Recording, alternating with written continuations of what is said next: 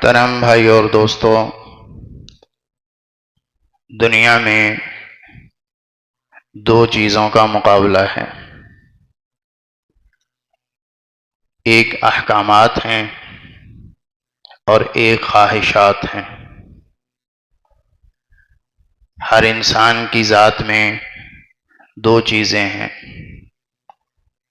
ایک احکامات اور ایک ہیں خواہشات۔ جو احکامات کی زندگی پر چلے گا یہ کامیاب ہوگا، جو نفس کی خواہشات پر چلے گا یہ ناکام ہوگا۔ احکامات اللہ تک لے جانے کا ذریعہ ہے، احکامات پر چلنے کی منزل اللہ ہے، اور خواہشات شیطان تک لے جانے کا ذریعہ ہے۔ جو خواہشات کے پیچھے چلے گا تو وہ شیطان تک پہنچے گا۔ احکامات والی زندگی کی منزل جنت، خواہشات والی زندگی کی منزل اور انتہا جہنم۔ ساری دنیا میں جتنے انسان ہیں ان کے اندر اللہ نے خواہشات بھی رکھی ہیں، احکامات بھی رکھے ہیں۔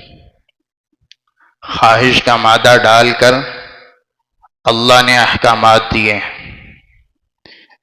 یہی امتحان ہے کہ اپنے جی اور نفس کی خواہش پہ چلتا ہے کہ ہمارے احکامات پر چلتا ہے۔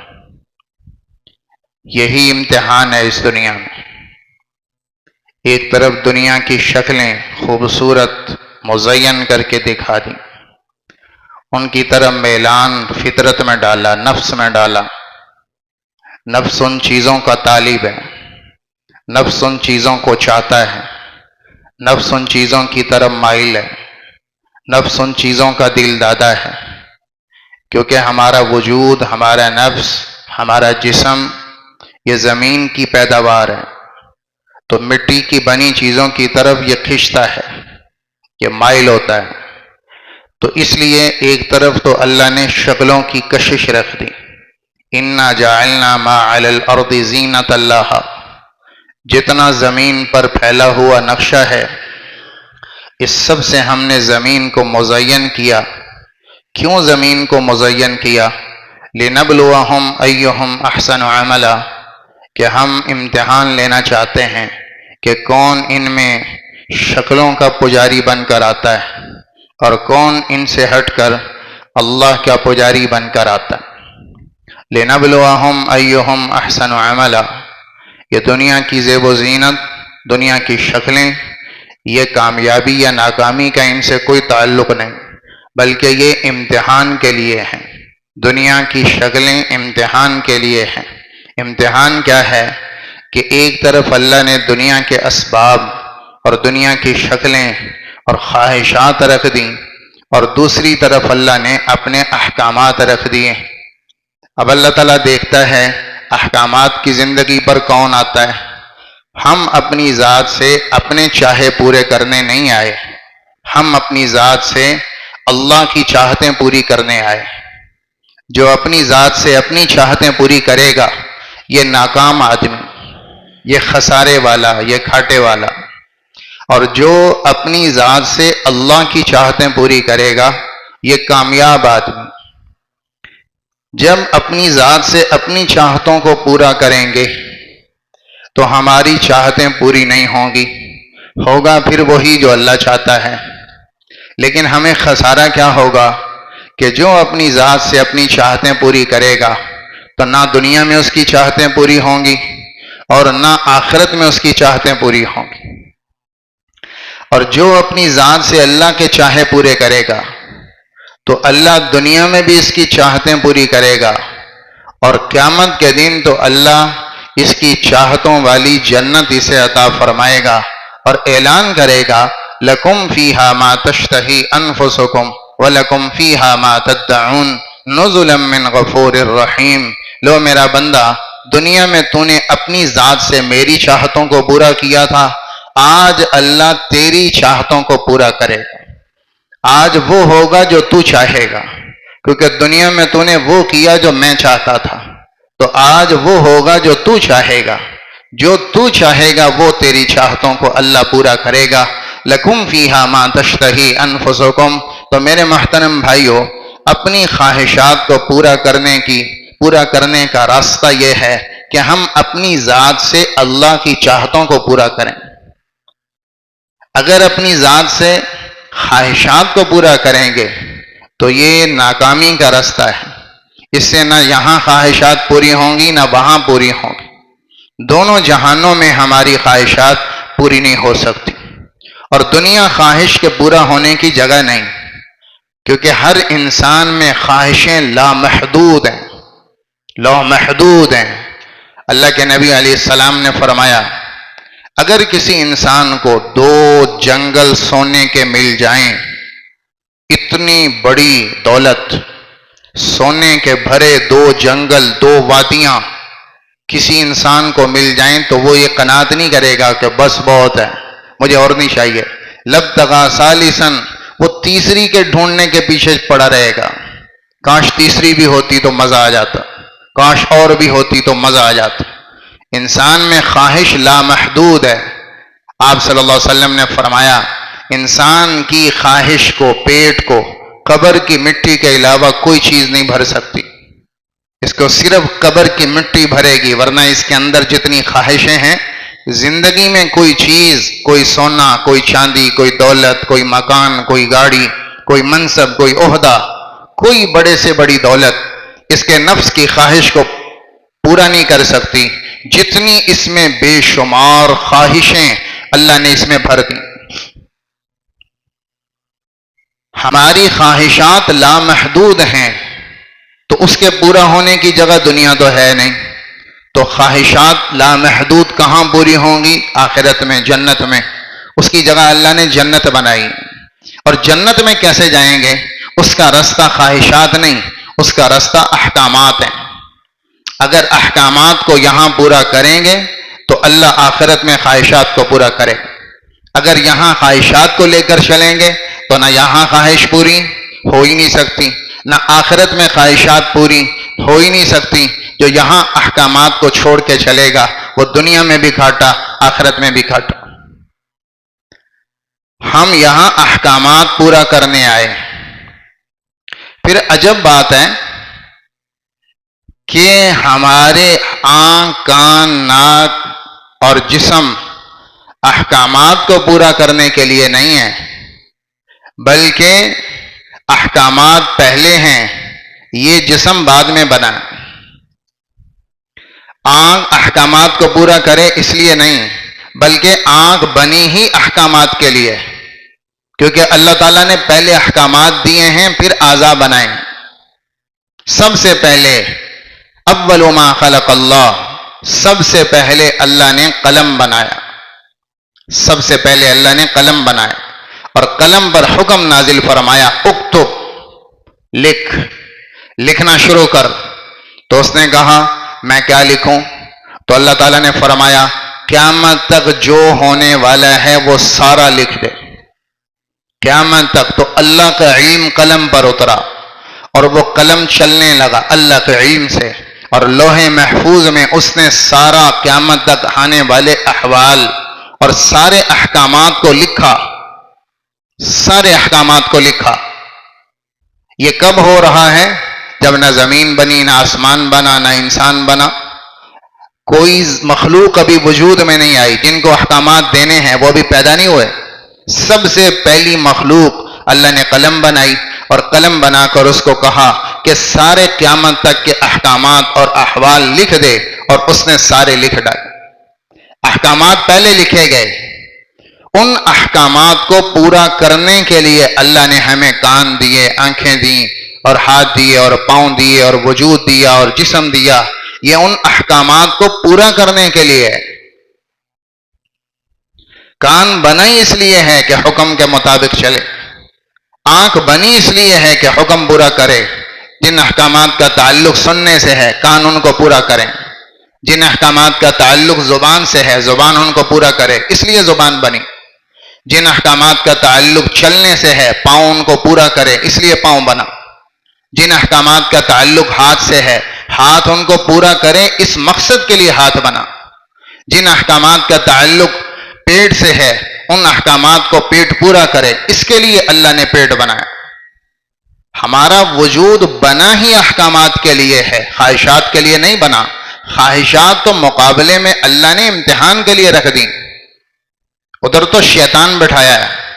پیدا کرنے کا مقصد خواہشات نہیں ہے، آنکھ دیکھنے کے لیے نہیں ہے، آنکھ اللہ کی مرضی دیکھنے کے لیے، کان سننے کے لیے نہیں ہے کہ جو مرضی سنتے پھرو، نہیں، کان اللہ کی مرضی کا سننے کے لیے ہے، اللہ کے حکم کو سننے کے لیے۔ پاؤں اپنی مرضی کے لیے نہیں پیدا کیا کہ جہاں مرضی چلے جائیں، نہیں، بلکہ قدم پیدا کیا ہے اللہ نے، قدم اس لیے پیدا کیا ہے کہ جہاں اللہ چاہے وہاں جاؤ۔ دل اس لیے ہے کہ جو اللہ کہے گا وہ دل میں آئے گا۔ پہلے احکامات بنائے، پہلے ان اعضاء کا مقصد بنایا، پھر ان اعضاء کو بنایا۔ ایسا نہیں ہے کہ پہلے اعضاء بنے پھر اللہ نے کان سے کہا اب تو میرے حکم کے مطابق سن، زبان سے کہا اب تو میرے حکم کے مطابق بول، پاؤں سے کہا تو میرے حکم کے مطابق چل، ایسا نہیں ہے۔ یہ بنائے ہی احکامات کے پورا کرنے کے لیے ہیں، اس لیے تو اللہ تعالیٰ کہہ رہے ہیں ما خلقت الجن والانس الا لیعبدون، میں نے انسان بنایا ہی عبادت کے لیے، کہ احکامات پہلے تھے، مقصد پہلے طے تھا، اس کے مطابق کان بنایا، انسان بنایا، اس کے مطابق آزادی ہے۔ اب میرے بھائیو، خواہش کی زندگی پر جو چلے تاریخ عالم گواہ ہے کہ وہ ناکام ہوئے۔ جنہوں نے کہا ہمیں اللہ کی ضرورت نہیں، ہم اللہ کے حکم کے تابع نہیں آتے، تاریخ عالم گواہ ہے، پوری تاریخ اور ہسٹری گواہ ہے کہ کوئی بھی کامیاب نہ ہوا، اور جو اللہ کے احکامات پر آئے ان میں کوئی بھی ناکام نہیں ہو، ان میں کوئی بھی ناکام نہیں ہو۔ ہم صرف تاریخ کو لے لیں، ہسٹری کو لے لیں تو یہ ضابطہ ہمارے سامنے کھل کر آتا ہے، اور اللہ تعالیٰ بھی تاریخ کا یہ حوالہ دیتا ہے کہ قوم عاد کو دیکھو، قوم ثمود کو دیکھو، قوم فرعون کو دیکھو، قوم موسیٰ کو دیکھو، قوم لوط کو دیکھو، قوم شعیب کو دیکھو، قوم سبا کو دیکھو، مدین والوں کو دیکھو۔ یہ ایک جگہ کی قومیں نہیں، کوئی یمن میں رہتا ہے، کوئی شام میں رہتا ہے، کوئی مصر میں رہتا ہے، کوئی عراق میں رہتا ہے، یہ مختلف زمانے اور مختلف جگہوں کی اپنے زمانے کی بڑی پاورفل قومیں ہیں، اور اللہ تعالیٰ ان کا حوالہ دیتا ہے الم تر کیف فعل ربک بعاد ارم ذات العماد التي لم يخلق مثلها في البلاد وثمود الذين جابوا الصخر بالواد وفرعون ذي الاوتاد الذين طغوا في البلاد فاكثروا فيها الفساد فصب عليهم ربك صوت عذاب ان ربك لبالمرصاد كأي من قرية عتت عن امر ربها ورسله فحاسبناها حسابا شديدا وعذبناها عذابا نكرا فذاقت وبال امرها وكان عاقبة امرها خسرا كم قسمنا من قرية مكانا ظالما ان اخذه علیم شدید كذلك اخذ ربك اذا اخذ القرى وهي ظالمة ان اخذه علیم شدید۔ یہ تیرا اللہ بتا رہا ہے کہ جاؤ دیکھو قوم عاد کو اور ثمود کو اور فرعون جو طاقتور مصر کا بادشاہ تھا اسے دیکھو، اور کتنی مدین کی قومیں اور قوم لوط اور سبا کے زمیندار، جاؤ سارے عالم کی تاریخ میں پھرو اور دیکھو جو خواہشات کو لے کر چلا اور احکامات کو پس پشت ڈالا اور اپنی نفس کی خواہشوں کو آگے رکھ کر چلنا چاہتے تھے، چاہے وہ گورنمنٹ تھی، چاہے وہ وزیر تھے، چاہے وہ فرعون جیسا بادشاہ تھا، چاہے وہ قوم سبا کے زمیندار تھے، چاہے وہ قوم مدین کے تاجر تھے، چاہے وہ قوم عاد کے بڑے بڑے لمبے تڑنگے وجود تھے، پہلوان تھے، چاہے وہ قوم سمود کا ٹیکنالوجی اور انجینئرنگ کا ذہن تھا، اللہ نے ایک نہ چھوڑا اور سب کو اللہ نے پکڑا، اور دنیا میں بھی ناکام، آخرت میں بھی ناکام۔ فَهَلْ تَرَى لَهُم مِّن بَاقِيَةٍ، جاؤ ساری دنیا میں پھرو، مِنْهَا قَائِمٌ وَحَصِيدٌ، بہت ساری تو ہم نے صفحہ ہستی سے مٹا دی، جَعَلْنَاهُمْ أَحَادِيث، انہیں کتابوں کے ورقوں میں جگہ بھی ملی اور وہ کہانیاں بن گئے، اور ہم نے ان کے پرزے کر دیے۔ مِنْهَا قَائِمٌ، اور کچھ بستیاں ہیں جن کے کھنڈرات کھڑے ہیں، جن کی ٹوٹی دیواریں، جن کی ٹوٹی بنیادیں، جن کے کھنڈرات اور جن کے قلعے خاموش وہ کھڑے بتا رہے ہیں، اور سنسناتی ہوائیں اور لگے ہوئے چالے اور مکڑی کے جالے، اور وہاں پہ چھائی ہوئی وحشت اور ویرانی یہ بتا رہی ہے کہ خواہش پہ چلنے والا کبھی کامیاب نہیں ہوتا، خواہش پہ چلنے والا کبھی کامیاب نہیں ہوتا۔ اللہ کو چھوڑ کر اور دین کو چھوڑ کر، احکامات کو چھوڑ کر اپنے نفس کے پیچھے بھاگنے والوں کا انجام دیکھو کہ قلعے کھڑے ہیں، رہنے والا کوئی نہیں، دیواریں مضبوط ہیں، بسنے والا کوئی نہیں۔ اور اللہ تعالیٰ خود کہہ رہے ہیں کہ جن کو ہم نے ہلاک کیا ان بستیوں میں پھر دوبارہ آ کے کوئی نہ بسا، جن قلعوں کو ہم نے پکڑا ان قلعوں میں ہزاروں سال بیت گئے، پھر کوئی آ کے رہنے کی جرت نہ کر پایا، وہ آج تک کھنڈرات کھڑے، وہ بستیاں آج بھی موجود ہیں پر ویران۔ پھر کسی کی ہمت نہ ہوئی کہ ان بستیوں میں جا کے آباد ہوتا، پھر کسی کی ہمت نہ ہوئی کہ ان اجڑے گھروں اور حویلیوں کو اپنی رہائش بناتا۔ اللہ تاریخ کا صفحہ صفحہ زمین پر ہزاروں واقعات، تہذیبیں پھیلی پڑی ہیں، مثالیں ہزاروں جو بتا رہی ہیں کہ خواہش کے پیچھے بھاگنے والا انسان کبھی کامیاب نہیں ہوا، اور احکامات پہ جانے والے ان کے اللہ تعالیٰ شان بتاتا ہے اور ان کے اللہ تعالیٰ کامیابی خود بتاتا ہے۔ قد افلح المؤمنون، جو اللہ کے اوپر ایمان لائے اور اللہ کے سامنے گردن جھکائی اور احکامات کے سامنے آئے، وہ ہمیشہ کامیاب۔ میرے محترم بھائیوں، احکامات کی زندگی کامیابی کی گارنٹی، خواہشات پر چلنا ناکامی کا رستہ ہے۔ احکامات کس کے ہیں؟ کچھ چھوٹی موٹی ذات ہیں۔ اللہ تعالیٰ جب قرآن شروع کرتا ہے تو قرآن احکامات ہیں، قرآن احکامات ہیں، تجارت کے، معاشرت کے، اخلاق کے، زندگی کے، وجود کے سارے احکامات، قانون الہی۔ قرآن شروع کہاں سے کیا؟ احکامات سے نہیں، اپنے تعارف سے۔ بسم اللہ الرحمن الرحیم، اللہ کا تعارف۔ الحمدللہ رب العالمین، اللہ کا تعارف۔ الرحمن الرحیم، اللہ کا تعارف۔ مالک یوم الدین، اللہ کا تعارف۔ شروع کیا اللہ نے اپنے تعارف سے۔ تعارف سے شروع کیوں کیا ہے؟ بتایا ہے کہ حکم دینے والا کون ہے، پہلے اسے تو جانو۔ جب تک حکم دینے والے کی عظمت دل میں نہیں آتی، حکم کی قدر پتہ نہیں چلتی۔ حکم میں کتنی طاقت ہے یہ حکم دینے والے کی طاقت سے پتہ چلتا۔ حکم دینے والے کا مرتبہ کیا ہے، مقام کیا ہے، طاقت کیا ہے، پاور کیا ہے۔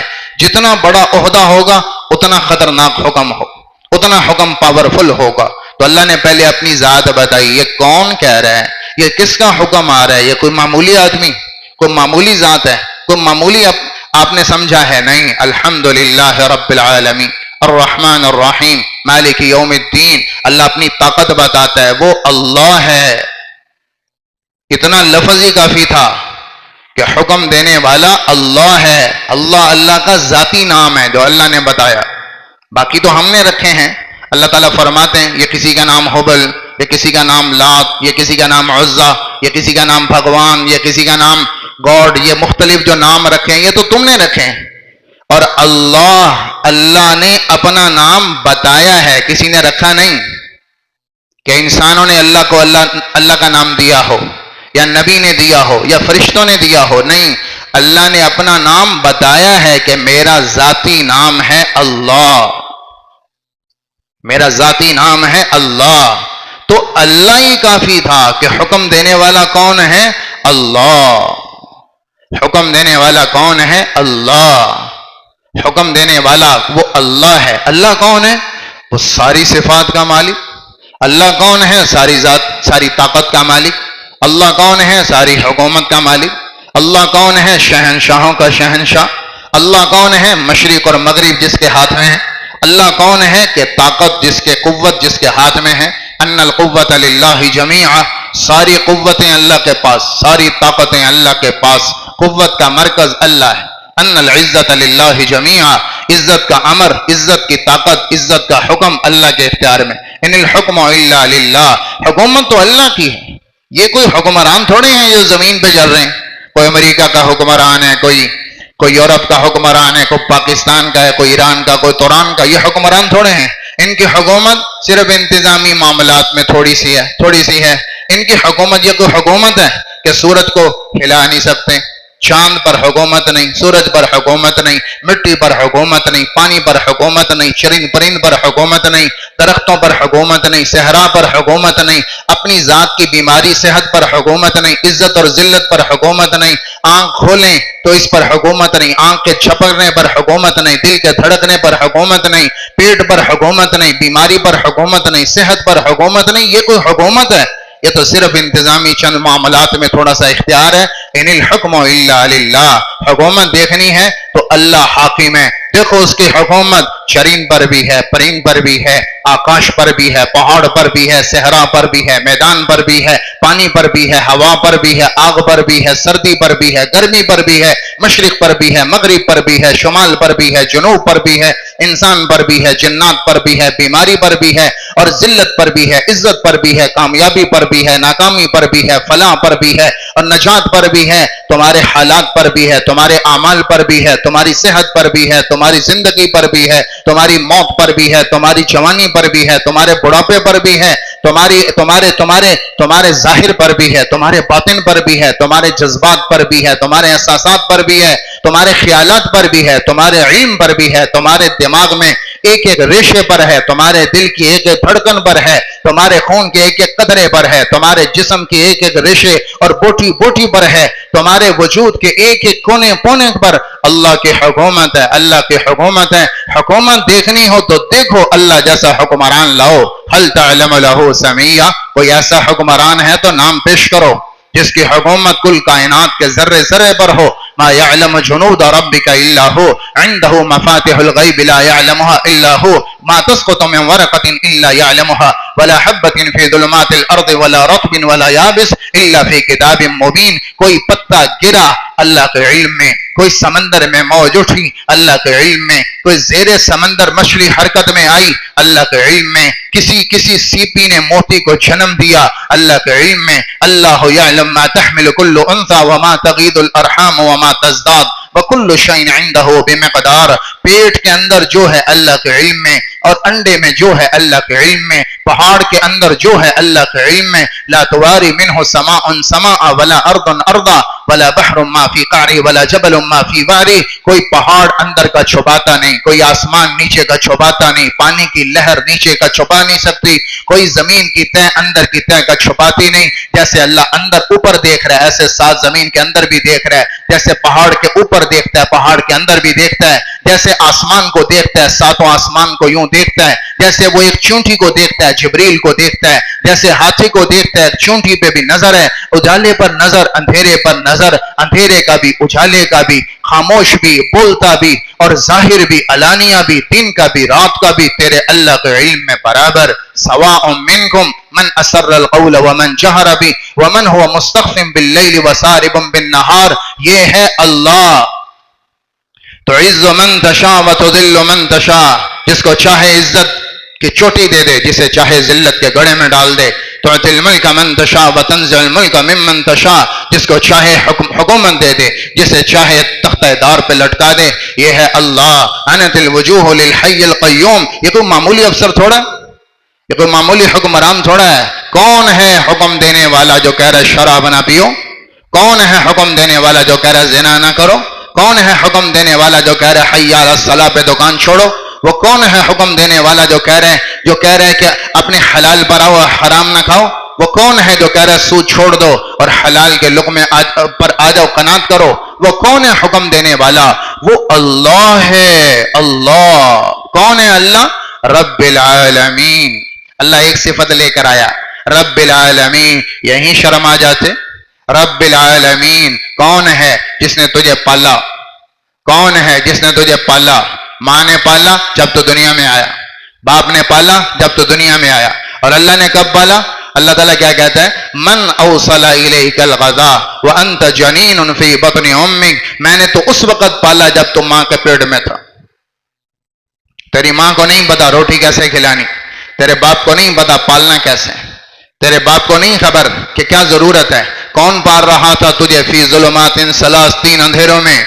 جب تو ماں کے پیٹ میں تھا وہاں کس نے غذا پہنچائی؟ وہاں تو رویا تو کس نے چپ کرایا؟ وہاں تو تڑپا تو کس نے تجھے سکون دیا؟ وہاں تو بیمار پڑا تو کس نے آ کر تیرا علاج کیا؟ اور کس نے تجھے آ کر صحت دی؟ وہ کون تھا؟ من اوصل الیک الغذاء وانت جنین فی بطن امک، جب تو ماں کے پیٹ میں تھا کون پال رہا تھا؟ کہ رب العالمین، ماں تو پالے گی جب یہاں آئے گا، باپ تو پالے گا جب یہاں آئے گا۔ پال کون رہا ہے؟ پالنے والا اللہ۔ کب سے پالا؟ کب سے پالا؟ جب تو تھا ہی نہیں، جب تیرا وجود نہ تھا، تو شکل میں نہیں تھا، تب سے تیرا اللہ تجھ پہ نظر ڈالے ہوئے اور تجھے دیکھ رہا تھا، تجھے دیکھ رہا تھا، تجھے دیکھ رہا تھا، اور وہاں سے اللہ تیرے انتظامات کر رہا تھا۔ ابھی تو زمین آسمان کائنات میں پھیلا پڑا تھا۔ هل اتى على الانسان حين من الدهر لم يكن شيئا مذكورا۔ آدمی یہیں سے شرما جاتا ہے کہ اتنے احسان کرنے والا اور اتنا پالنے والا جس نے آج تک کھلایا ہو، اس کے ساتھ نمک حرامی کروں؟ جس کا کھایا اسی کو گراؤں؟ آدمی تو چند دن کسی کا نمک کھا لے تو آدمی کہتا ہے میں نمک حرام نہیں بنوں گا، میں نمک حرام نہیں بنوں گا۔ اور اللہ کہہ رہا ہے رب العالمین، جب تو تھا ہی نہیں تو تیرا اللہ تجھے پال رہا تھا۔ کہاں کہاں سے ہم نے تجھے نکالا اور کھینچا، جب تو خوراک میں تھا، جب تو گندم میں تھا، جب تو چاول میں تھا، جب تو زمین کے ذرات میں تھا، جب تو ہواؤں میں گم تھا، جب تو سورج کی کرنوں میں تھا، جب تو چاند کی کشش میں تھا اور چاند کی خوبصورت ٹھنڈی روشنی میں تھا، تیرے اللہ نے وہاں سے اکٹھا کیا اور غذاؤں کے ذریعے سے اللہ نے تجھے باپ کے سلب میں پہنچایا، وہاں سے ماں کے رحم میں پہنچایا اور وہاں سے تیری شکل بنائی۔ ثم خلقنا النطفة علقة فخلقنا العلقة مضغة فخلقنا المضغة عظاما فكسونا العظام لحما ثم انشأناه خلقا آخر فتبارك الله احسن الخالقین۔ اللہ کا نظام چلا، تیری شکلیں بدلی، تیری ذات بدلی، تیری حقیقت بدلی۔ کہاں سے پانی سے خون بنا، خون سے گوشت بنا، پھر اس میں ہڈیاں کہاں سے آئیں، پھر یہ دل کہاں سے آیا، پھر دماغ کہاں سے آیا، پھر یہ شکل کس نے دی، پھر تجھے نر مادہ کس نے بنایا۔ یہ سارا کچھ کون کر رہا تھا؟ تیرا باپ کر رہا تھا، تیری ماں کر رہی تھی، یہ حکمران کر رہے تھے، یہ حکومت کر رہی تھی۔ یہ کون کر رہا تھا؟ یہ تیرا اللہ ہی تو تھا جو تجھے پال رہا تھا، بنا رہا تھا، چلا رہا تھا اور ضرورتیں پیدا کر رہا تھا، تجھے حسین بنا رہا تھا، تجھے شکل دے رہا تھا، تجھے خوبصورت بنا رہا تھا اور احسن الخالقین، خوبصورت شکل دے کر دنیا میں لایا۔ تو اب یہ پھر وہاں سے اللہ نے ماں خدمت میں لگائی، باپ خدمت میں لگایا، پھر وہاں سے اللہ کا نظام چلا، پھر بھی روٹی اللہ نہیں کھلائی، پھر بھی دودھ اللہ نہیں پلایا، پھر بھی اللہ نے اسباب پہنچائے، ذریعہ بیچ میں ماں باپ کو ڈال دیا، پہنچایا تو اللہ نے۔ اور اب اللہ تعالیٰ کہتا ہے اب میرے حکم پر آ، رب العالمین، جس نے تجھے اتنے عرصے تک پالا ہے اس کے حکم پر چل۔ تو آگے سے یہ کہتا ہے میں نہیں مانتا، میں خواہش پہ چلوں گا، میں نفس کے خواہش پہ چلوں گا۔ کون ہے اللہ؟ مجھے نہیں پتا۔ وہ کہتا ہے شراب نہ پیو، وہ کہتا ہے زنا نہ کرو، وہ کہتا ہے جھوٹ نہ بولو، وہ کہتا ہے غیبت نہ کرو، تو وہ کہتا ہے حی علی الصلاۃ، پہ مسجد کو دوڑو۔ اور میرا نفس کچھ اور کہہ رہا ہے تو میں اللہ کی ٹھکراتا ہوں اور اپنے نفس کے ساتھ وفا کرتا ہوں، اللہ کے ساتھ جفا کرتا ہوں، اپنے ماحول کے ساتھ وفا کرتا ہوں اور اللہ کے ساتھ جفا کرتا ہوں، اپنی نوکری کے ساتھ وفا کرتا ہوں، اللہ کے ساتھ جفا کرتا ہوں، اپنے افسر سے وفا کرتا ہوں اور اللہ کے ساتھ جفا کرتا ہوں، اپنی گورنمنٹ اور حکومت سے وفا کرتا ہوں اور اللہ سے جفا کرتا ہوں، اپنے جسم کے ساتھ وفا کرتا ہوں اور اللہ سے میں جفا کرتا ہوں۔ تو اللہ تعالیٰ گلا کرتا ہے ہائے جب تو طاقتور ہوا تو ہاکذا جزاء من احسن الیک، کیا احسان کرنے والے کا بدلہ یوں دیتے ہیں؟ کیا احسان کرنے والے کو یوں بدلہ دیتے ہیں جیسے تو دے رہا ہے؟ اتنی بڑی جفا کہ جس نے آج تک کھلایا، پلایا، سلایا، اٹھایا اور آج بھی کر رہا ہے، کیا وہ حکم دے اور تو اس کے ساتھ یہ کریں کہ میں نہیں مانتا؟ تو کیا یوں بدلہ دیتے ہیں احسان کرنے والے کا؟ تو اللہ تعالیٰ ہمیں شرمندہ بھی کر رہا ہے کہ کچھ تو خیال کرو۔ رب العالمین کون ہے؟ اللہ تیرے باپ سے زیادہ پالنے والا۔ کون ہے اللہ؟ تیری ماں سے بڑا شفیق اور مہربان۔ کون ہے اللہ؟ جب ماں باپ کو خبر نہ تھی اس وقت بھی اس نے پالا، وہ ہے اللہ۔ وہ حکم دے رہا ہے قرآن میں، وہ حکم دے رہا ہے۔ میرے محترم بھائیو، اللہ کی طاقت، اللہ کی قوت یہ جب دلوں پر چھاتی ہے، عظمت اللہ کی جب دلوں پر چھاتی ہے، پھر اللہ کے حکم پر آنا آسان، پھر خواہش کو چھوڑنا آسان، اللہ کی ماننا آسان۔ اللہ کی کیوں نہیں مانتا آدمی؟ کہ جب اللہ کی عظمت دل سے نکل جائے، کوئی بات نہیں، معمولی سی بات ہے، اللہ کا حکم پورا نہ کیا، کوئی بات نہیں، اللہ کوئی سزا نہ دے، گناہ کرنے پر، نافرمانی کرنے پر اللہ کوئی سزا نہ دے، کوئی سزا نہ دے۔ غیرت کے خلاف ہے اللہ کی نافرمانی کر، کوئی جہنم نہ دے، کوئی سزا نہ دے، کوئی نہ پکڑے۔ غیرت انسانی کے خلاف ہے کہ جس نے پالا ہو، پوسا ہو، بڑا کیا ہو، اور جس نے آج تک اتنے احسانات کیے ہوں، آدمی اسی کو جھٹلا دے، یہ انسان کی غیرت کے خلاف۔ خود شرمندہ ہو جانا چاہیے آدمی کو، کوئی سزا نہ دے۔ اللہ کی نافرمانی کافی ہے باغی بننے کے لیے۔ اللہ سے ڈرنا، آج اللہ کی عظمت ہی نہیں ہے، خوف ہی نہیں ہے۔ کس سے ڈر رہے ہیں؟ اسلحے سے ڈر رہے ہیں چونکہ عظمت بیٹھی ہوئی، فوج سے ڈرتے ہیں، عظمت بیٹھی ہوئی، افسروں سے ڈرتے ہیں، عظمت بیٹھی ہوئی ہے، حکومت سے ڈرتے ہیں کہ ان کی عظمت اندر ہے۔ پیسے کی طاقت پتہ ہو تو پیسے والے کو سلام، کیونکہ پیسے کی عظمت ہے۔ گاڑی والے کی طاقت پتہ ہے تو گاڑی والے کو سلام۔ پھول والے کی عظمت پتہ ہے کہ جس کی وردی پہ پھول ہیں اس کے پیچھے کیا طاقت ہے، تو اسے سلام، کیونکہ اس کی عظمت اندر ہے۔ اور جو اللہ ساری کائنات کا مالک اور خالق، اس کی عظمت دل میں نہیں ہے، اس لیے اطاعت نہیں۔ اطاعت عظمت سے آتی ہے، عظمت آدمی کو اطاعت پر لے کر آتی ہے۔ اس لیے اللہ تعالیٰ فرماتے ہیں انما یخشی اللہ من عبادہ العلماء، جو اللہ کو جانتے ہیں وہ اللہ سے ڈرتے ہیں۔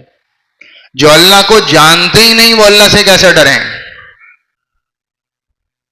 پتہ ہی نہیں کہ ایس پی صاحب ہیں، پتہ ہی نہیں ہے ڈی آئی جی صاحب ہیں، پتہ ہی نہیں ہے کہ یہ گورنر ہے، پتہ ہی نہیں ہے یہ وزیر اعلیٰ ہے، پتہ ہی نہیں اس بات کا، تو ہم تو عام آدمی سمجھیں گے، تو اس کی بات کو ہم چھٹلا دیں گے کہ عام آدمی، سول کپڑوں میں عام آدمی، تو ہم اس کی بات ہی نہیں سنتے۔ اور جب وہ اپنا تعارف کروائے اپنے مقام کا، اپنے عہدے کا، میں ڈی ایس پی ہوں، میں آئی جی ہوں، میں آئی جی پنجاب ہوں، تو ہمیں آئی جی پنجاب کی طاقت پتہ ہے، ہمیں ڈی ایس پی کی طاقت پتہ ہے، ہمیں وزیر کی طاقت پتہ ہے، ہمیں کرسی کی طاقت پتہ ہے۔ جب وہ اپنا تعارف کرائے کہ میں وزیر اعلیٰ ہوں، میں ڈی آئی جی ہوں، میں گورنر ہوں، میں میجر ہوں، میں کرنل ہوں، جب وہ اپنا تعارف کروائے تو سامنے والا کانپنے لگتا ہے کہ کیوں؟ طاقت پتہ ہے۔ اللہ کون ہے پتہ ہی نہیں، اللہ کی عظمت نہیں پتا۔ اتنا سنا دنیا کو، اتنا سنا کہ اندر دنیا کی عظمت اتر گئی، اللہ کی عظمت نہیں، کیونکہ اللہ سنا نہیں۔ اللہ کون ہے؟ شہنشاہوں کا شہنشاہ، انا ملک الملوک، مالک الملوک، میں ہوں بادشاہوں کا بادشاہ، اور میں ہوں بادشاہوں کا مالک۔ بادشاہ جس کے آگے جھکیں وہ میں ہوں، سارے نبی جس کے آگے جھکے وہ میں ہوں، اور سب کی گردنیں جس کے آگے جھکیں گی قیامت کے دن وہ میں ہوں۔ عنت الوجوہ للحی القیوم، جس نے کل کائنات کو مارنا ہے پھر زندہ کر کے اپنے سامنے ذلیل کر کے کھڑا کرنا ہے اور سب سے پوچھ گچھ کرنی ہے، وہ میں ہوں۔ کفا بنا حاسبین، حساب میں نے لینا ہے، ترازو میں نے قائم کرنا ہے، محشر میں نے برپا کرنا ہے، پل صراط میں نے بچھانی ہے۔ جنت کا مالک میں ہوں، جہنم کا مالک میں ہوں، میں نے بنائی ہے۔ جہنم میں نے غصہ ڈالا ہے، جنت میں اپنی رحمت کو ڈالا ہے، وہ میری رحمت ہے۔ جہنم میرے غضب کا مظہر ہے۔ میں ہوں آخرت کا مالک، میں ہوں کل کائنات کا مالک۔ اللہ کو نہیں جانتے حی علی الصلاۃ پہ کون بلا رہا ہے؟ اس لیے عبداللہ بن عباس رضی اللہ عنہما جب اذان ہوتی کانپ جاتے، رنگ اڑ جاتا، فق پڑ جاتا۔ تو لوگوں نے کہا یہ کیا بات ہے؟ اذان تو ہم بھی سنتے ہیں، ہمیں کچھ بھی نہیں ہوتا۔ کہا تمہیں پتہ نہیں کہ بلاوا کس شہنشاہ کا ہے؟ تمہیں پتہ کچھ نہیں؟ کون بلا رہا ہے؟ ڈی ایس پی بلائے بھاگے جاتے ہیں، انسپیکٹر صاحب بلائیں بھاگے جاتے ہیں، ایس ایچ او صاحب نے بلایا بھاگے جاتے ہیں، نہ دن دیکھا نہ رات دیکھی، بھاگے جا رہے ہیں کہ تھانے سے طلبی آ گئی۔ عدالت بلائے بھاگے جا رہے ہیں، اور نہ جائیں تو اشتہاری، اور اللہ بلائے اللہ، حالانکہ یہ مقام تو سمجھانے کے لیے، کہاں اللہ کہاں تھانے دار، کہاں اللہ کہاں D I G D S P, کہاں اللہ کہاں وزیر، یہ تو مثال ہی نہیں بنتی، لیکن سمجھانے کے لیے، ورنہ مخلوق اور خالق کی کیا تشبیہ، کیا مثال؟ یہ مخلوق ہے، وہ خالق ہے، وہ لامحدود طاقت ہے، وہ طاقت کا منبع ہے، یہ تو تھوڑے سے اختیارات ہیں، لیکن ہمارے دل میں عظمت ہے تو بھاگے جا رہے ہیں۔ اور جو اتنی بڑی طاقتور ذات منع کر رہی ہے نہ کرو، اور وہ بلا رہی آ جاؤ، یہ کرو یہ نہ کرو، ہم سن نہیں رہے کیونکہ ہمارے دل میں عظمت نہیں. تو اللہ تعالیٰ کہتا ہے یحذرکم اللہ نفسا، مجھ سے ڈر جاؤ، ایایا فتقون، مجھ سے ڈرو، میرا خوف دل میں رکھو، کسی کا نہ رکھو. اتخشون الناس، کیا تم لوگوں سے ڈرتے ہو؟ واللہ احق ان تخشا، ڈرنا ہے تو صرف اللہ سے ڈرو، باقی کسی سے نہ ڈرو. اتخشون الناس، لوگوں سے ڈر گئے، عہدے دار سے، منصب دار سے، حکومت والے سے، اس سے ڈرتے ہو. واللہ احق ان تخشا، اللہ زیادہ حقدار ہے کہ ڈرنا ہے تو اللہ اس کا حقدار. یحذرکم اللہ نفسا، اللہ اپنے آپ سے ڈراتا ہے، مجھ سے ڈرو مجھ سے ڈرو. تم دنیا سے ڈرتے پھر رہے ہو. شیر راستے میں آ کے کھڑا ہوا تو لوگ، رستہ بلاک ہوا، لوگ آر پار نہیں کر پا رہے کہ شیر کھڑا ہے شیر کھڑا ہے. عبداللہ بن عمر رضی اللہ عنہما انہیں خبر دی گئی کہ شیر رستے میں کھڑا. حضرت عبداللہ بن عمر تشریف لائے، آپ آگے بڑھے، اکیلے گئے، کوئی ہتھیار کوئی چیز نہیں ساتھ لی. آپ آگے گئے، آپ نے شیر کو کان سے پکڑا، تھپڑ مارا، شیر کے منہ پہ ایک زوردار تماچا مارا اور کہا چل نکل یہاں سے، اللہ کے بندوں کو تنگ نہ کر. اور وہ دم دبائے اور بھاگا اور جنگل میں چلا گیا، رستہ خالی. حضرت عبداللہ بن عمر رضی اللہ تعالیٰ نے فرمایا، میرے نبی نے سچ فرمایا تھا کہ جو اللہ سے ڈرتا ہے ساری کائنات اس سے ڈرتی. جو صرف اللہ سے ڈرتا ہے ساری کائنات اس سے ڈرتی ہے. اور جو اللہ کے غیر سے جس سے بھی ڈرے گا اللہ اس کو مسلط کرے گا. اللہ کے جس غیر سے ڈرے گا اللہ اس کو اس پہ مسلط کرے گا. اور جو صرف اللہ سے ڈرتا ہے وہ سب پہ مسلط ہو جاتا ہے. اس سے سب ڈرتے ہیں، وہ کسی سے نہیں ڈرتا. صرف اللہ سے ڈرنا. اللہ تعالیٰ کہتے ہیں مجھ سے ڈرو مجھ سے ڈرو، ایایا فتقون، مجھ سے ڈرو. طاقت دکھائی اللہ نے، میں کون ہوں کہ 16 لاکھ فوج فرعون کی ایک موج میں ختم کر کے رکھ دی.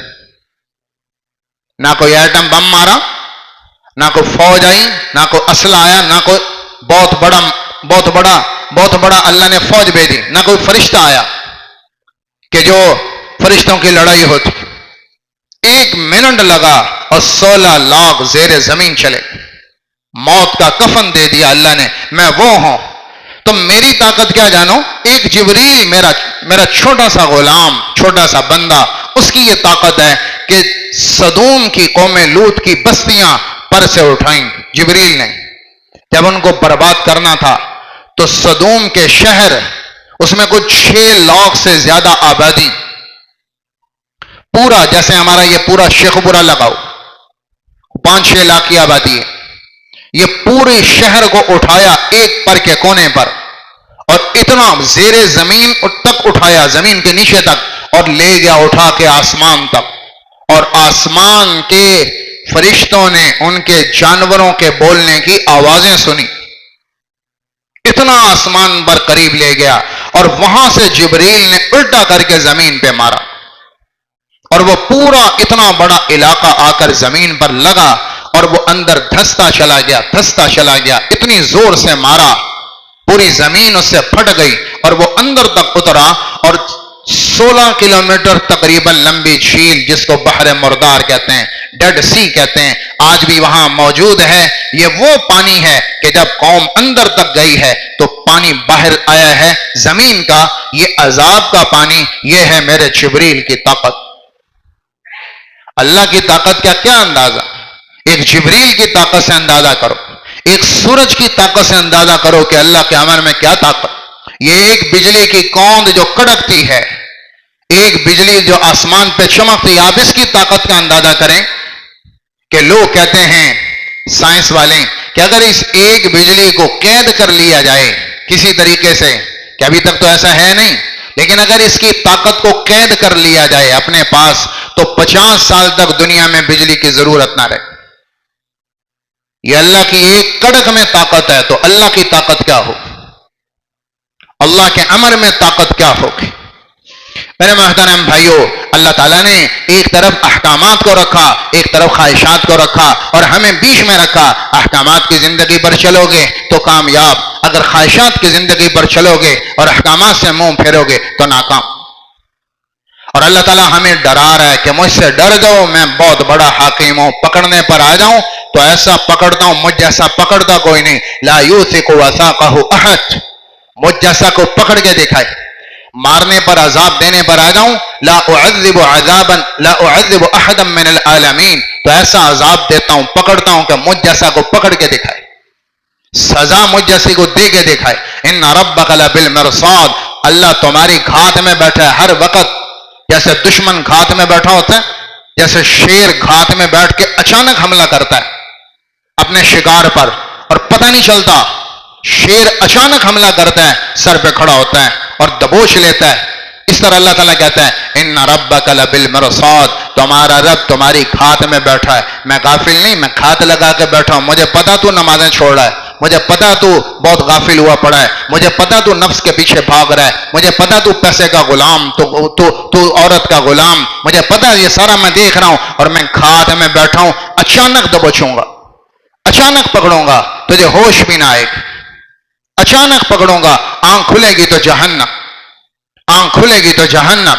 یوں تیرا رب جب پکڑنے پہ آتا ہے یوں پکڑتا، ان ربک لبالمرصاد، میں غافل نہیں، گھات میں بیٹھا ہوں، چھپ کے بیٹھا ہوا ہوں، میں دیکھ رہا ہوں، اچانک حملہ کروں گا اور تجھے جہنم پہنچا دوں۔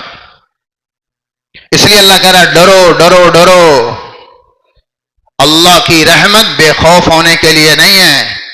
ہمیں اللہ کی رحمت نے اتنا بے خوف کر دیا کہ کوئی نہیں غفور الرحیم ہے، کوئی نہیں غفور الرحیم ہے، کوئی نہیں غفور الرحیم ہے۔ اللہ غفور الرحیم ہے، لیکن اللہ قانون اور ضابطے کے ساتھ غفور الرحیم، قانون اور ضابطے کے ساتھ غفور الرحیم۔ 33 نمبر والا پاس ہوتا ہے، 33 نمبر والا پاس ہوتا ہے۔ آپ امتحان حال میں بچے کا پیپر لیتے ہیں، اب بچہ اس میں کچھ لکھتا ہے، کچھ یاد ہے، کچھ یاد نہیں ہے، کچھ الٹا سیدھا لکھا، چلو کچھ کیا، کچھ نہ کچھ تو کیا، کچھ غلط کیا، کچھ ٹھیک کیا، لیکن کچھ نہ کچھ کیا۔ ماسٹر صاحب دیکھتے ہیں کہ بچے کے 28 نمبر آ گئے، حقدار ہے 28 نمبر کا، باقی اتنا کوئی اچھا نہیں لکھا، 28 29 30 نمبر آ گئے، تو قریب ہے 33 والا پاس ہے۔ چلو یہاں ماسٹر اپنی رحمت دکھاتا ہے، شفقت دکھاتا ہے کہ حقدار ہے 28 29 کا، چلو 3-4 نمبر اضافی کر کے پاس کر دے، اس کو رحمت کہتے ہیں۔ اور ایک طالب علم بیٹھا ہے، پرچہ بالکل صاف، لکھا ہی کچھ نہیں، پرچہ ہی صاف ہے، لکھا ہی کچھ نہیں، اور یہ ٹائم ختم ہوا، جا کر ماسٹر صاحب کو پرچہ دے دیا۔ اب ماسٹر اس پہ کیا رحم کھائے، کیسے 33 نمبر دیں؟ لکھا ہی کچھ نہیں، ہے ہی کچھ نہیں، 10 نمبر بھی نہیں، ختم، بالکل ختم، صاف۔ یہاں 33 نمبر کس چیز پر دے، وہ کیا رحم کھائے؟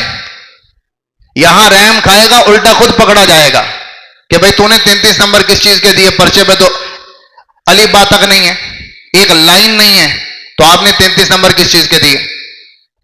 رحمت آتی ہے عمل کے بعد، کہ آپ نے کیا، کچھ خطائیں بھی ہو گئیں، کچھ کیا بھی، کچھ خطائیں بھی ہو گئیں، خلطوا عملا صالحا وآخر سیئا، گناہ بھی ہو گئے، غلطیاں بھی ہو گئیں، لیکن آپ نے کوشش بھی کی، آپ نے پیپر حل بھی کیا، آپ نے نیک اعمال کی جستجو بھی کی، اپنی طرف سے پوری ہمت کی۔ ہاں کچھ ماحول کی وجہ سے خطائیں بھی ہو گئیں، کچھ سوسائٹی کی وجہ سے خطائیں بھی ہو گئیں، کچھ ہماری جہالت اور نادانی کی وجہ سے خطائیں بھی ہو گئیں، لیکن نیک عمل بھی خوب کیے ہیں۔ تو اب اللہ تعالیٰ دیکھتا ہے کہ چلو اب 28 29 نمبر تو لے رہا ہے، چلو اس کو 3-4 نمبر اور دے دیتے ہیں، پاس کر دیتے ہیں، جنت کا اعلان کر دیتے ہیں۔ یہ ہے غفور الرحیم۔ غفور الرحیم عمل کے بعد ہوتا ہے۔ اب ہم عمل کریں ہی نہ، نماز کی چھٹی، روزے کی چھٹی، پیپر خالی، سچ کی چھٹی، پیپر خالی، روزے کی، زکوٰۃ کی چھٹی، پیپر خالی، صدقہ کی چھٹی، پیپر بالکل خالی، سارا دن جھوٹ، سچ ہے ہی نہیں، پیپر میں سچ ہی نہیں ہے، پیپر میں ایک نماز نہیں دن کی، رمضان کا ایک روزہ نہیں، زکوٰۃ کوئی نہیں، حج کوئی نہیں، سچائی کوئی نہیں، وفا کوئی نہیں، خدمت خلق کوئی نہیں، دوسروں کو نفع پہنچانا کوئی نہیں، دھوکے سے بھرا پڑا ہے اور نافرمانی سے بھرا پڑا ہے، سارا پیپر ہی اعمال سے خالی، سارا دن نماز سے خالی، اب بتائیں اللہ کیا غفور الرحیم دکھائے؟ خالی پرچے والے کو کیسے پاس کریں؟ پرچہ ہی خالی ہے، 33 نمبر کیسے دیں؟ دنیا کا کوئی قانون دکھا دیں۔ ہاں نماز پڑھی ہے پر وہ خشوع نہیں لا پائے جو صحابہ کا تھا، وہ توجہ نہیں لا پائے جو صحابہ کی تھی، لیکن پڑھی ہے، ہمت کی ہے، کوشش کی ہے، ٹائم دیا ہے، وقت دیا ہے۔ ہمارا دن نماز سے خالی نہیں ہے، بے شک بہت اعلیٰ درجے کی نہیں ہے، بے شک اس میں کمیاں ہیں، ادائیگی میں کمیاں ہیں، ہمارا رکوع پورا نہیں تھا، ہماری تسبیحات میں توجہ نہیں تھی، ہماری نماز میں خشیت نہیں تھی، للہیت نہیں تھی، لیکن کوئی غلط ملت کیا تو ہے، کھانا پوری تو کی ہے، کچھ صفحہ تو بھرا ہے، دن کا پورا صفحہ 5 نمازیں بھری ہیں، بے شک اس درجے کی نہیں ہے کہ فرسٹ پوزیشن آ جائے، صحابہ کی طرح 100 نمبر لے لیں، اس درجے کی نہیں ہے، لیکن چلو پاس تو ہو جائیں گے، پاس تو ہو جائیں۔ اور دن سارا نماز سے خالی ہے، کیا پاس کریں؟ نماز پڑھی نہیں ہے تو کیا پاس کریں؟ پڑھی ہے لیکن پوری 100 نمبر والی نہیں پڑھی تو چلو کوئی بات نہیں ہے، اس کو 33 نمبر دے دیتے ہیں، یہ تو ہے غفور الرحیم۔ اور نماز دن میں ہے ہی نہیں، صفحہ خالی ہے نماز کا، اب اس کو 33 نمبر کہاں سے دیں بھائی؟ ہمارے ہاں لوگ غفور الرحیم کا یہ مطلب سمجھتے ہیں نمازوں کی چھٹی، روزے کی چھٹی، صدقات کی چھٹی، زکوٰۃ کی چھٹی، دین کی چھٹی، اور ہر نفس کی خواہشیں ساری پوری کرو، اور جب بات آئے گی آخرت کی اللہ غفور الرحیم ہے کوئی نہیں معاف کر دے۔ کس چیز پر معاف کرے بھائی؟ کس چیز پر معاف کریں؟ کس چیز کے اوپر معاف کرے؟ پیپر ہی خالی ہے، کچھ غلط ملت کریں تو صحیح، 100 نمبر نہ صحیح، چلو کو 33 نمبر تو لے لیں، 100 کا تو مطالبہ بھی نہیں ہے۔ اللہ تعالیٰ تو یہ کہتا ہے غفور الرحیم، خلطوا عملا صالحا وآخر سیئا، کہ تم تھوڑا بہت کر کے آئے، پورا نہیں کیا، چلو پورے میں پار کر دوں گا، پار کر دوں گا۔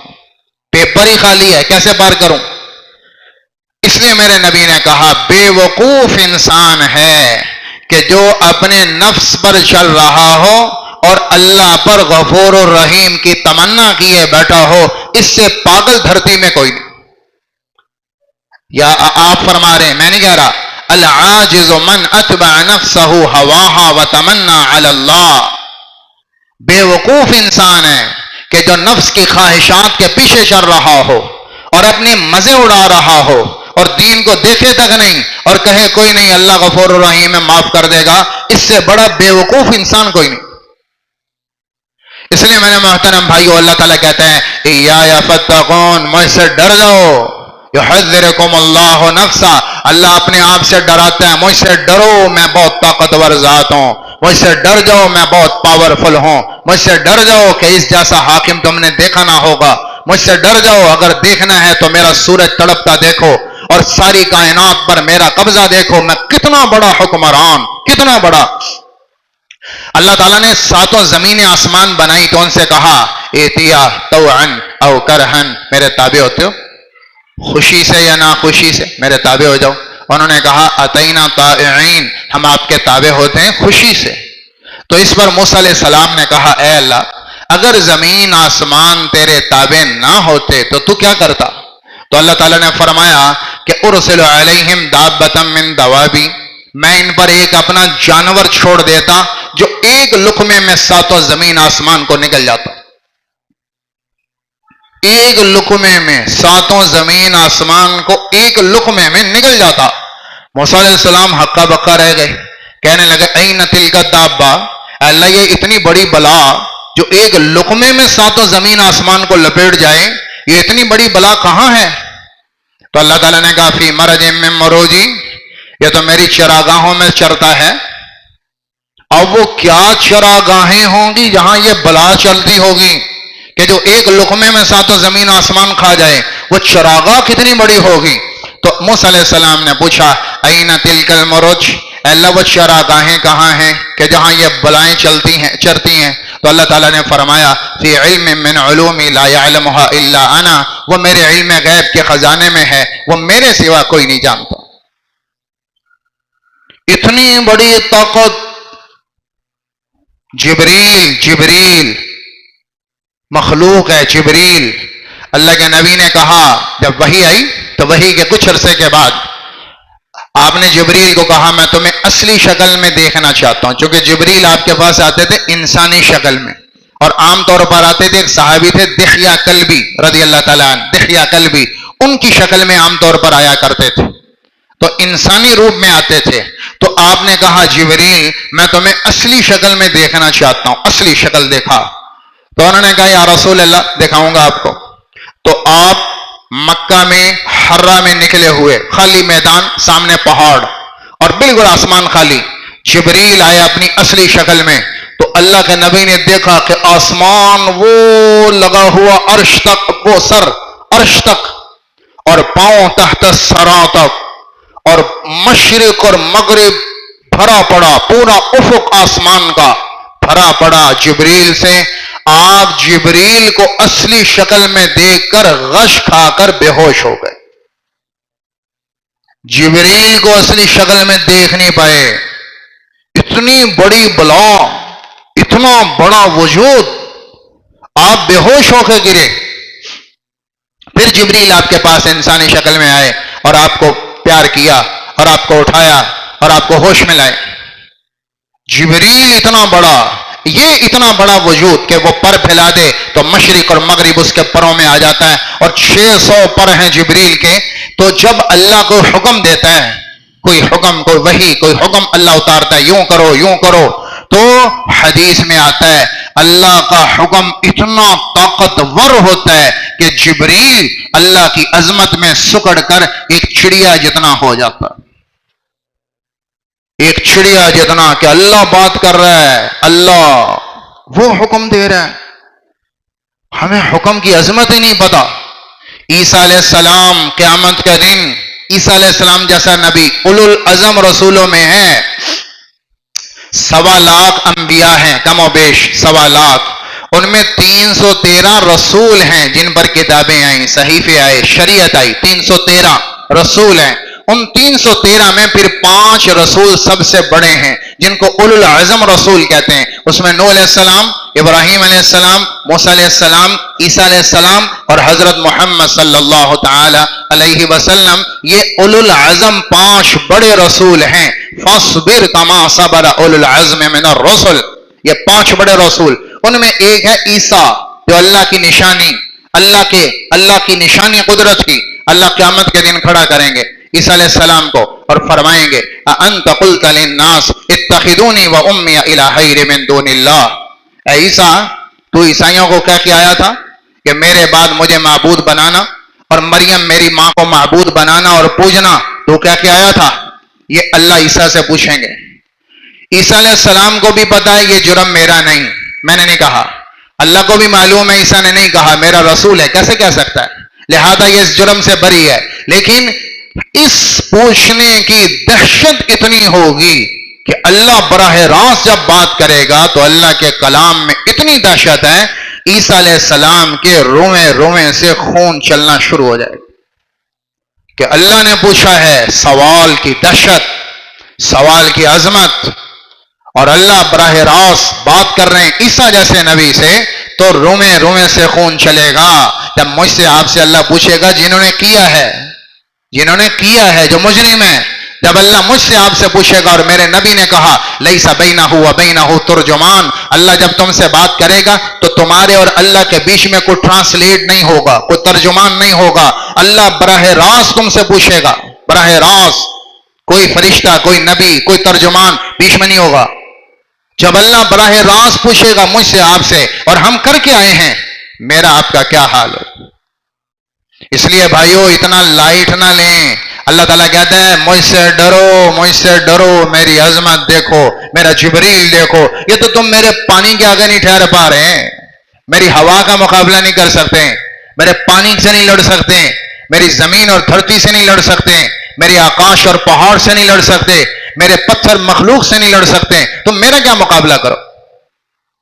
یا ابن آدم انک لا تحمل سخطی ولا تطیق انتقامی. حدیث قدسی میں آتا ہے اے ابن آدم تو میرا غصہ برداشت نہیں کر پائے گا، اور میں انتقام لینے پر آیا تو سہ نہیں پائے گا. غصے میں آیا تو برداشت نہیں کر پائے گا، لہذا ڈر اللہ کا غصہ وجود میں نہ آ جائے۔